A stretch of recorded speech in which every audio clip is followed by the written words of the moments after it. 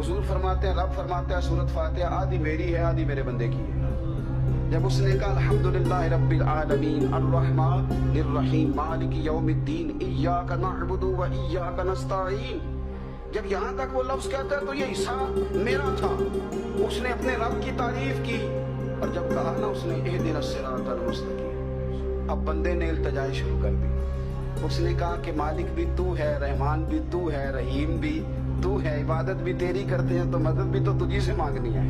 اب مہربانی فرمانا اہدنا الصراط المستقیم، ہمیں سیدھا راستہ دکھا دے، صراط الذین انعمت علیہم، ان لوگوں کا راستہ دکھانا جن پر تو نے انعام کیا ہے، غیر المغضوب علیہم ولا الضالین، ان کے راستے پہ نہ چلانا جن پر تیرا غضب ہوا، جو گمراہ ہو گئے ان کے راستے۔ تو نماز میں جب ترجمے پر آپ کا غور ہوتا ہے تو آپ کا تو دل خود بخود لگ جاتا ہے، شوق بڑھ جاتا ہے آپ کا۔ تو اتنی چیزیں ہم زندگی میں یاد کرتے ہیں، تو اگر ترجمہ بھی نماز کا یاد کر لیں اور پھر شوق سے پڑھیں تو آپ یقین کریں طبیعت کھینچی چلی آئے گی۔